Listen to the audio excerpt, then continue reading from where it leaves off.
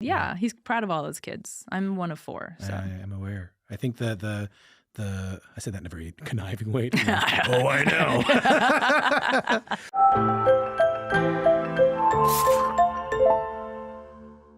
I got to see your show, The Multitude Oh, you Show. did? Okay, great. How long ago was that now? Maybe 2 years ago. Almost 2 years ago, or maybe a year and a half ago, that it was in Toronto. Because it was bookmarked kind of. We began it in the spring of 2021, I guess. And no, 2020. And ended it about a year ago now is when the tour ended. It was about a year that we were out on the road with that. I think I saw the first one or the second one. Well, in Toronto, probably. Yeah. But before that, we developed it in Germany. Right. And because who else is going to give us access to a theater for a month and say, get experimental? I mean, it was really quite experimental. I remember for people who weren't there and who weren't lucky enough to be there, we were all kind of sitting in a big circle around you, and you were facing the audience, like my side of the audience at times, and then you were facing the other side of the audience at times. And then there were moments where I was like, oh, I get it. This is going to be an intimate Feist concert where she moves around the room and sings to each of us, And then then there was like a camera shows up and I go, oh, I get it. There's going to be like some cameras of us watching the Feist show and what we're doing. And then I started to realize that what I was watching wasn't actually happening in the room anymore. And then next thing you know, the curtain comes up and I'm on the stage with you, looking out at an empty. Spoiler, I guess it's over though. I worried about spoiling it, but I think it's over, so I can do it. Yes, that was of a very specific time. That can't happen again. It won't ever happen again. It's kind of lovely to know that it was like catching this rare moment when those types of rooms, those like beautiful grand opera houses, needed to have very few people in them, and we got a chance to do something. Also, when people hadn't been physically moved by volume in a long time. They hadn't been next to other people in that type of proximity in a long time. So it was strangely the freshest way a concert could possibly feel, because it was just it was capturing this particular moment where everyone was sort of, coming back new again to something that they didn't think could be new again. It was my first, me included. It was my first show back since the beginning of the pandemic. That was the first thing I went to. You say me included. What did it give you? It's funny because this was all done so backwards. The record's coming out, but normally that's at the beginning of things. But the songs were written for this tour, and then the tour was it lasted about a year, and then I waited a second and then made the record, and now here we are. You know what I mean? So it was sort of reverse engineered. It was like this inductive process of writing the songs for the production, and the production I knew was going to be in the round, and that it would be in a sort of a surround sound scenario. And given just that basic information, I knew I didn't want to sing old songs. Why? Well, because this was probably 6 months into lockdown, and 4 months before lockdown, I'd become a mom. Congratulations. Thank you. But it was a particularly challenging time, and I felt pretty unfamiliar to myself, and maybe songwriting being a way that I've used in the past to locate myself, maybe in the fog, when you can't see your hand in front of you kind of thing. It's just like you're in some obscured state of mind, some experience where you're a bit lost. I've often used songs to locate myself. There are people who have told me that when they had kids, it's impossible. In fact, I just had an interview where someone told me. I know exactly who you spoke to. Yeah. Where it was Hayden, and Hayden had told me that being a parent and he's not the only person. Other people have told me that. Of course, becoming a parent, you try to find these like wee hours at 11:30 after everyone's gone to bed to maybe sit down and hope some inspiration finds you. So it's hard to write songs. You're saying that because you had a kid a couple of months before lockdown, and then you were sort of like learning who you were, learning who this child was, learning what your new role was going to be.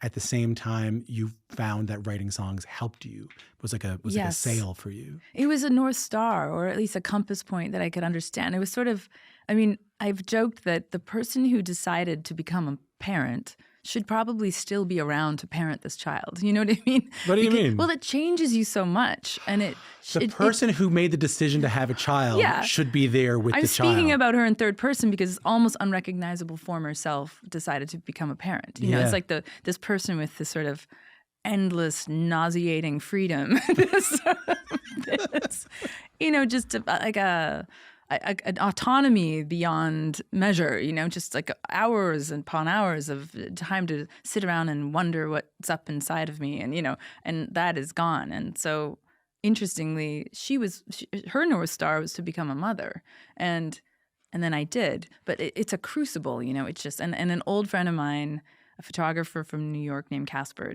I want to credit her because it just was such an important thing she told me, because she's kind of got this sparkly-eyed wisdom about, you know, maybe saying the thing that no one's saying. Is she's like, oh, being a parent will incinerate you. But the person who rises from those ashes is someone that you're going to be more interested to be for the rest of your life. She's going to serve you. Whatever happens, you just have to hand yourself over to this utter transformation. And so, you know, writing songs is a way that I have often used in times that I've probably experienced as just as challenging, but in retrospect, I can see weren't. Yeah.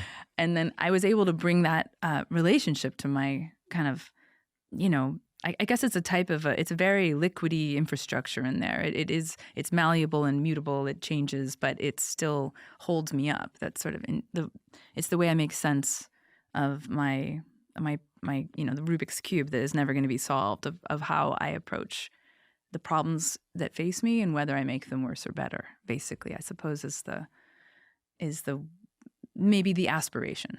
And if I can contain inside a song a particular, you know, the Rubik's Cube is like that many stripes of blue and that many stripes of white. And, you know, it's a puzzle that's been solved this far.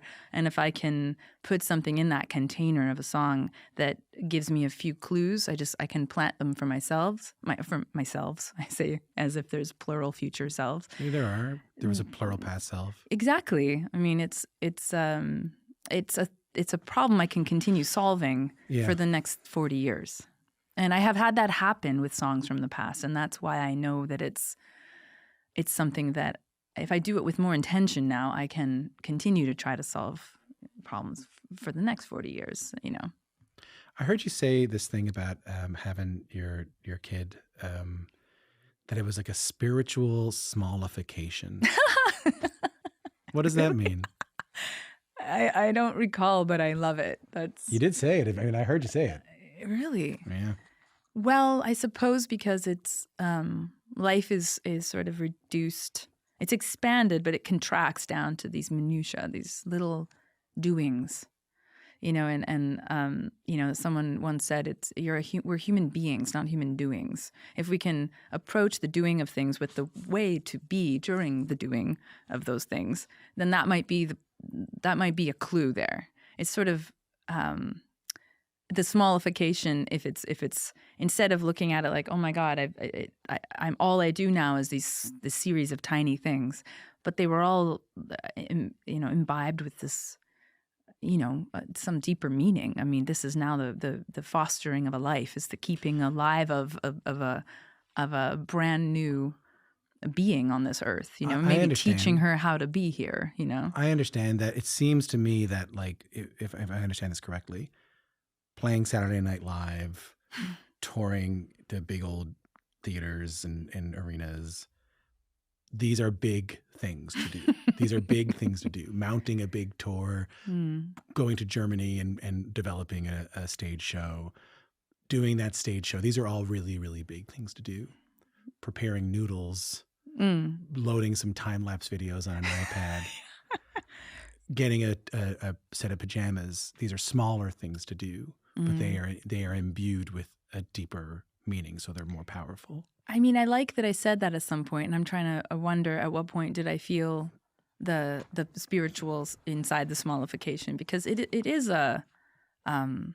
there's a relentlessness to the care of a being, and I often have felt unqualified for it. I mean, Really? it's very, very, very taxing, but it's a privilege, and if at the moment when I said that, which whenever that was, I might have been a little bit more in touch with the privilege part rather than the exhaustion part, you know. I mean, it blows my mind that humanity has been based upon this all along, and I just didn't know it. I mean, this servitude and this sort of ever-present availability to the becoming of someone, what, you know, to sort of like, here's what you do, here's how you walk, here's how you talk, here's how we're kind, here's how we're present, here's how we, if you're strong, use your strength in service of others. I mean, these basic things, it's you can lose track of them inside of the just utter depletion too, you know? Is that what Forever Before on the Mhm. record is about? Yes. Yes. Talk to me a little bit about that song. Well, actually, that is sort of it's a study on the state of mind that I can recall, sort of the Rorschach test of like the immediate past and the immediate future. It's sort of like, here I am in the spine of the book. I'm in the present here. And the person and the present being the large form question of what it is um, to focus my entirety on the offering of myself as a mother to a little person, you know? And the person before maybe identified love as something I receive, maybe, you know, it was something that I was looking to receive. And the lesson of becoming a mother is that love is equally the thing that you can offer. I mean, it's the same function. It's the giving and the taking.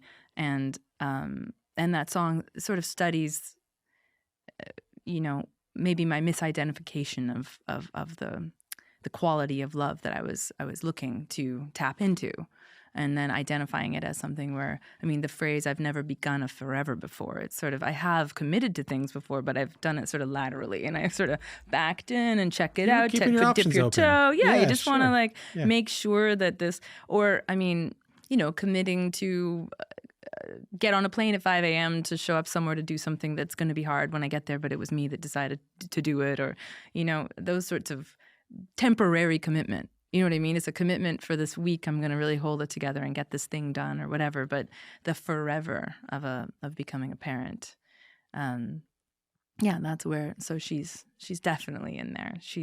It's my love song to my commitment to her. At the same time, and only talk about this as much as you want to, at the same time, I think that was happening was around the same time you lost your dad, right? Well, there was, thank goodness, there was maybe a year and a half between He got to her arriving and him leaving. spend some time with her. Yes, and the pandemic being its double-edged sword. I mean, it offered people, you know, an opportunity to look at things in a way they hadn't, which is, you know, that was either a good thing or a win, or a painful, confused, you know, loss of a former self. But it offered me a stillness that I hadn't had in years and years, or hadn't wanted. I hadn't really stayed still in a long time. No. So You were able to have some time where yeah, and we you're- came home. We were with my dad. We potted with him. We were, you know, it was quite something to see him with my daughter, and I have tons of video. And you just, you know, it's a gift to not know. You never know, basically. he was an artist, right? He's a painter, yeah, an abstract expressionist painter, and someone I'd seen committed to his work his whole life, and it's a private practice he had in that sense. I mean, it's sort of, in a way, songwriting. I was lucky enough to speak craft with him over the years, but in the way that different genres can speak to each other when you pull way back, you can talk about, you know, where you're compelled from or what you're after. But the function of it, or what makes something good or bad, you know, I can't speak to painting in that way. And songs, it's all about this sort of, you know, the kaleidoscope of taste, whether you like something or you feel something or not. So right or wrong, good or bad, didn't really come into how we could discuss what we each do, but it was a gift. Did he give you any guidance in your art practice? I mean, I can't find any clear message from him, except that I watched him show up to his canvas since I can remember. He just showed up, and he just continued to work with his own vocabulary, with his own, you know, the people he would probably call the closer counsel, and I have done the same. So I would say there's an echo there, but not one that we would often refer to, because they didn't look much alike. Sure, but at least you didn't have the dad going like, I don't know about this arts, I don't Yeah, know no. about this arts thing, like, are you sure you don't want to get your pharmaceutical degree or something like that? Well, he used to, yeah, right. No, luckily, no. He used to be a teacher. He taught art. And I think the only joke was, as long as you're not a painter, it'll be fine. I don't know why. Well, he must have been very proud of you. I think, yeah, quietly so. But yeah, he's proud of all his kids. I'm one of 4. So. I am aware. I think that I said that in a very conniving way. Oh, I know. Believe me. They look out their kitchen window. They're like, yeah, where do you what's think Tom doing Where here? do you think I heard the spiritual smallification? Hiding outside the window. I wanted to ask you a little bit about collaboration. Given that you just mentioned, like, you sort of keep people close to you and a certain sort of cadre of people close to you. I think when I look back on those sort of early days of the way people talk about your career, there was so much collaboration. There was the Peaches, the work with Peaches.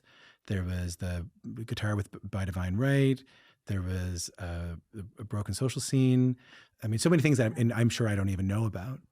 I guess my question was that an intentional? Did you want to collaborate with people, or was it just you were just sort of part of a scene? I'd say that began so early.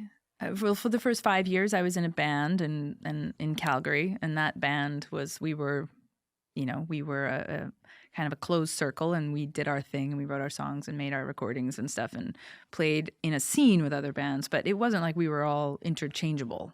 It wasn't like we were playing in other bands, really. But coming to Toronto and leaving the kind of the nest, the safety of that hermetically sealed sort of unit, the feeling of like, it's like, someone once told me that there's this famous Nick Cave visitation they had where he was walking with the Bad Seeds through some festival site, and just like, just kind of, it might as well have been in slow motion, just him and these guys, and they're all like, their jackets are flapping in slow motion, like that feeling of like, it's us versus the world. Yeah, that didn't exist when I first moved to Toronto. And, so people that I met, and I can trace it all back to Noah Mintz. I mean, Noah Mintz is the guy that asked me to, he'd seen my band Placebo from Calgary, and tracked me down by looking through the phone book in Calgary, or phoning information or something, who knows, and phoned my mom and said, hey, I want to ask your daughter, do you know I can track her down. I want to ask her to sing on a record. And this was, I had already moved to Toronto. I lived in my dad's basement, and I couldn't believe it. So she's like, oh, well, she moved to Toronto.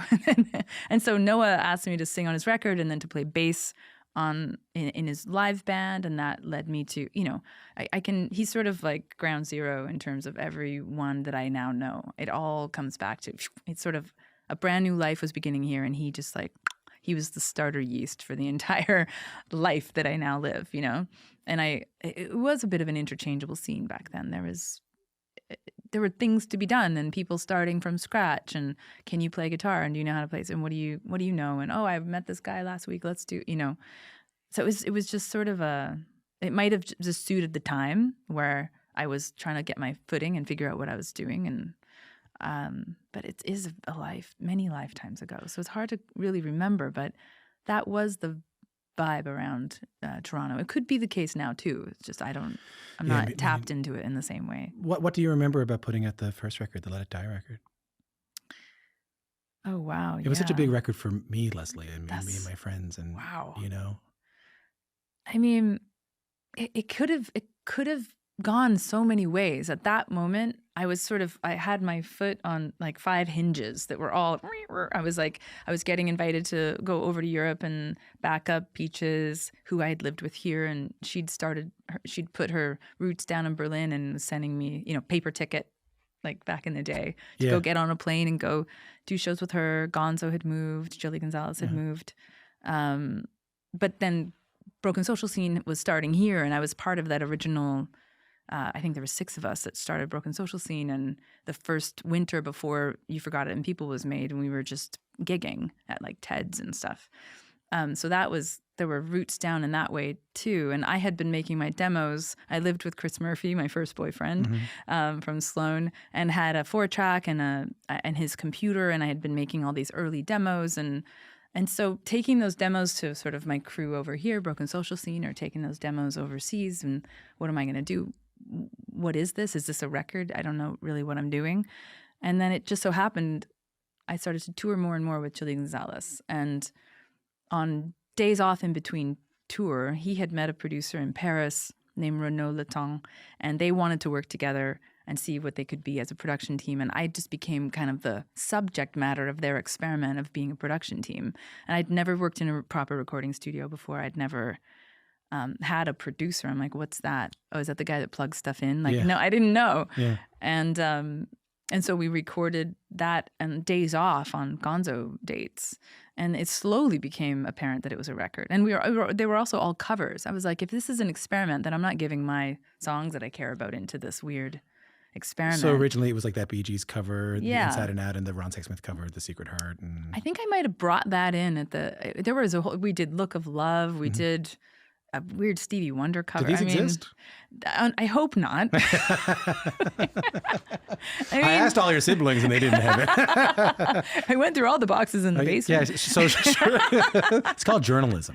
So you went and you had done that stuff, but then you eventually, okay, I'm going to bring my own songs. Yeah, and then I thought, okay, well, if we're gonna do this, this is cool. I'd gotten my bearings in a studio, looked not unlike this, somewhere very official feeling, and I hadn't come from that world. So it kind of happened. Maybe that's one of those commitments that I just sort of backed into. I didn't know that I was making Let It Die, and then because Gonzo's so well loved in Europe, and Renaud Letang, little did I know he had made a bunch of records, beloved records, that it was just a strange opportunity where just those two guys, word got around like these two are working with this Canadian. Yeah. And and so somehow I got a record deal. It was just so strange, and based in France, and it's still alive now. That's a 20-year deep record deal that I've had based in France this whole time. And it was just the greatest luck ever. I mean, what a beautiful record. And it was the record that made me sort of fall in love with your music. And I was telling one of our producers here, just like, I didn't know, to me, that was all I needed. I just needed that. I needed Gatekeeper, and I needed Bush Boom, and I needed, I loved those. I mean, I think I was 19. So like really That's so formative cool. stuff for me. And then I watched an interview last night when I was getting ready to talk to you, normal research with, but it was an interview that I think it was George Stroumboulopoulos was doing with you kind of when 1, 2, 3, 4 happened, right when you got in the iPod commercial. And he said something to you like, how does it feel to be in this moment right now? And you said, I'm sort of shielding myself from this moment right now. Like the world is all sort of happening to me right now, but I need a sort of a self-protective way to shield myself from it. For people who don't know, I mean, when 1, 2, 3, 4 gets in that Apple commercial, everything kind of blows up after that, And now I think with a bit of distance, I can ask the question again. Now that we're able to look back on it a little bit, what was that time like? It's a rare thing. It's so funny because I'm trying to find that feeling in the memory, and I'm loving the wisdom of that younger self, because it was overwhelming. And I suppose had I not already been on the road for so many years, or hadn't already made many records with different friends, or had that band, that feeling of belonging somewhere, getting signed to a label and looking at it truly like, I am grateful for someone to help me now. That's how I looked at being on a major label. It was, oh my God, I don't have to poster for my own shows anymore. Someone's going to help me book some shows, so I don't have to do it all. Like I had done it myself for so long that I think that all served me to understand that that moment, I knew how to meet it. I knew how to work it. Like how to work, like Clydesdale style, show up to the job and be able to carry this extra stuff that was getting hoisted on my back and carry it. But at the same time, there was momentum to it, and it felt a little wild and out of control, and very like more than a human body could like sustain. It was. Was it hard to sustain? It was just like kind of I think I said no to many things that I since have sort of thought, geez, that would have been cool to do. Like what? Can you tell me one? Oh, no, because it's sort of that classic thing of like, well, you didn't do it, so so it's sort of like, no, I swear they invited me, but no, but yeah, it was sort of G-force and not entirely pleasant. And eventually, I think it felt good to say like, okay, by no metric will anyone say I didn't show up to this moment and do my best and do my darndest, but I just need to take a breather now. So to think even in the thick of it, I was like feeling, luckily inside, as I say, I made a shield around me. In here, there were like incredible friends. There was, Robbie Lackritz, who I still work with. There was my band at the time. We had that kind of bad seeds feel. We Yeah. were like we could show up and do what was asked of us. But it was it was something to have.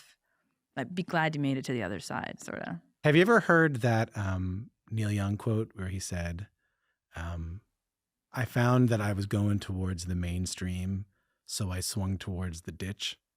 Oh, cool. Isn't that cool? I've never heard that. I found like I was driving in the mainstream, so I pulled the car into the ditch. That's so cool. I mean, he made the ditch into the mainstream then, I suppose. I guess so. But did having that massive success impact the rest of the music you made from then on? I took enough time after The Reminder, and and Let It Die had come out, and I toured it and recorded The Reminder while, on the road pretty much, just whenever there was a month or a week or whatever. And so then it was sort of like I just kept touring, but I was touring Let It Die, and then from Tuesday to Wednesday, now the Reminder's out, and now I'm touring that. So it was sort of like, it was kind of like 8 years or something. Yeah. It was sort of like it was 2002 to 2009, so like 6 years. Okay, fine. Yeah. I wasn't gonna say anything. 8. Wait, 6. What's 9 minus 2? 7. Listen, it's a songwriter and a banjo player trying to do math. Here, Leslie, don't stress out about it too much here. We can only count in fours, yeah, right? Exactly. Very good. That's fantastic. We'll jam sometime and we'll try to play something swung, but it's not going to happen. I guess, but you know what I'm asking? I think sometimes there's an effort to replicate. Right. No, it was jing, jing, jing. Are you like, okay, I gotta move on. I would say it was a joking moratorium on glockenspiel and tambourine, and it was that all that stuff was of a moment, and then the moment had passed, and I was somewhere very different. And then I took a deep breath, and a couple of years after that to try to remember what living was about, and be in one place, kind of. And when it came time to write again, it wasn't so much intentionally turning away from or trying to replicate or be other than. It was just I feel like I answered the new moment. It might be in a way my first record, The Medals, because it was my first true intention to, like I keep talking about, locating myself inside of this moment, and then what is, if this moment is a moment where I don't really know up from down, then how do you characterize the not knowing and turn it into something that I can offer my future self, or the headphones of someone walking in the rain, and so it was, maybe I was sonically craving different things, or I was sometimes what can happen after 100 shows, I'll notice myself humming songs or kind of looking for new melodies that are somewhere else in my range, because if I've been singing in a certain range, it's like painting with the same 9 colors or something. Now I just want, all of me is craving something else. And so I think I wrote the else, I wrote to the something else that I was craving. And then in a way that became kind of the beginning of me knowing that that's what songwriting might be for me. I think what you said about Neil Young there reminds me of sort of the feeling I had while I was listening to this record and to Medals, but to this record in particular, is that rather than like trying to find us with your art, you sort of make art and bring us to it. Do you know what I mean by that?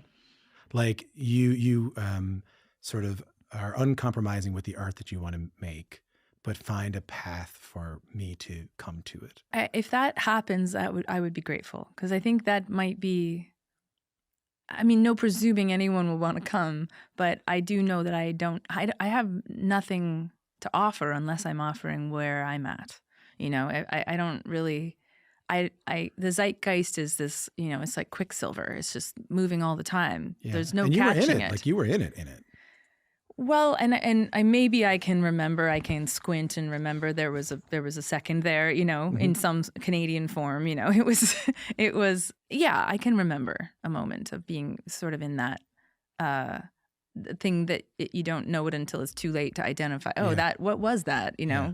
And and I think that yeah, I don't know. I really feel that songwriting is sort of how to contain an aspiration um, and maybe look with the least amount of rose colored, dark colored, half full, half empty, all the filters that you might look at your own problems at to lift them away, at least for just the container of 3.5 minutes, and find something maybe a little more essential that will serve me later. Yeah. So it's like the least harmful, selfish um, endeavor, I'd say. I'm appreciative that I get a path to it.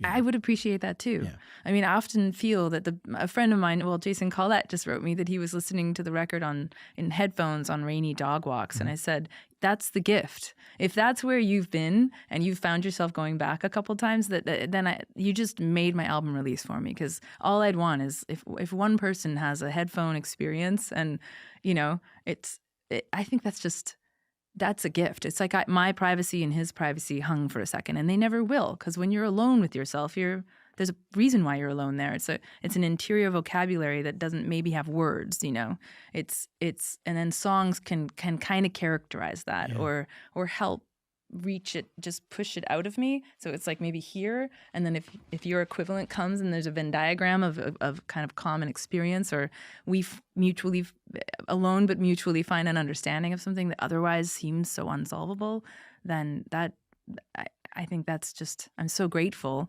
that my job touches that at all. I love my privacy, and his privacy hung for a little while. That's beautiful. Leslie, thanks for coming in. Thank you. Thanks for having I love me. talking to you.